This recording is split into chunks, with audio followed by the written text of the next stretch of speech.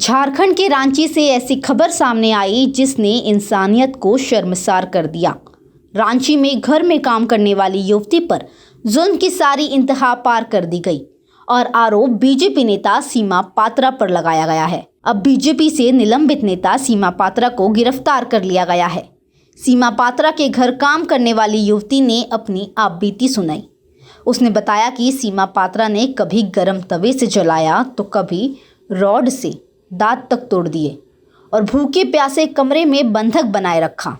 उसने बताया कि उसे भरपेट खाना तक नहीं दिया गया। जुल्म की सारी इंतहा यहाँ ख़त्म नहीं हुई। सीमा पात्रा ने इस युवती को पेशाब भी जीभ से साफ करने को मजबूर कर दिया था। कांग्रेस के वरिष्ठ नेता शशि थरूर ने मंगलवार को कहा कि नेहरू गांधी परिवार ने कांग्रेस के अध्यक्ष पद के चुनाव से किनारा कर लिया है तथा चुनाव अधिसूचना जारी होने के बाद ही वह तय करेंगे कि इस चुनावी मुकाबले में उतरा जाए या नहीं। इसी के साथ उन्होंने उनके पार्टी अध्यक्ष का चुनाव लड़ने की संभावना सिर्फ अटकलें बताया। सभी तरह के विकल्पों को खुला रखते हुए उन्होंने कहा कि यह चुनाव पार्टी के लिए अच्छा है। थरूर ने मीडिया से बात करते हुए कहा, उनके चुनाव लड़ने की संभावना सिर्फ अटकलें हैं। मैंने कुछ घोषणा नहीं की है। मैंने सिर्फ यही कहा है कि चुनाव होना चाहिए और यह पार्टी के लिए अच्छा है। बिहार के मुख्यमंत्री नीतीश कुमार ने कल देर शाम अपहरण के एक मामले में आरोपी मंत्री कार्तिक कुमार का विभाग बदल दिया। सीएम नीतीश कुमार ने मंत्री कार्तिक कुमार के विभाग की अदला बदली कर उन्हें गन्ना विभाग की जिम्मेदारी दी, जबकि उनके जगह पर गन्ना मंत्री शमीम अहमद नए विधि मंत्री होंगे। विभाग बदले जाने से पहले मंत्री कार्तिक कुमार कानून मंत्री का कार्यभार संभाल रहे थे। बिहार में नई सरकार के गठन के बाद सभी मंत्रियों ने शपथ लेकर अपने विभाग का कामकाज संभाल लिया है, लेकिन शपथ लेने के बाद से ही नीतीश सरकार के मंत्री विवादों में आ गए।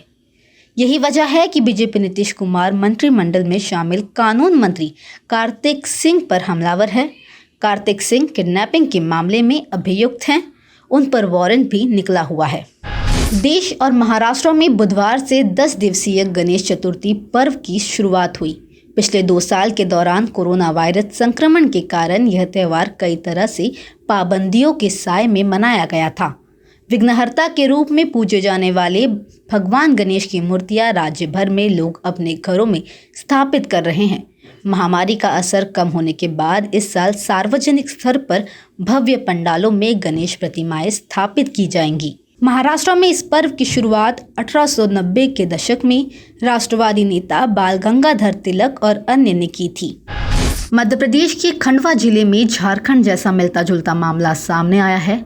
बांगरडा गांव में एक शख्स ने एक तरफा प्यार में 20 वर्षीय आदिवासी लड़की के घर में घुसकर उस पर चाकू से कई वार किए। जानकारी के मुताबिक लड़की पर चौकीदार बबलू, उसी की उम्र का एक आदिवासी आदमी है, उसने तब हमला किया जब लड़की और उसकी बहन घर में ही मौजूद थे।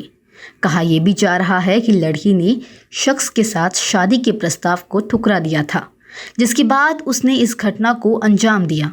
लड़की के गले और हाथ में गहरे घाव होने की वजह से हालत गंभीर बताई जा रही है।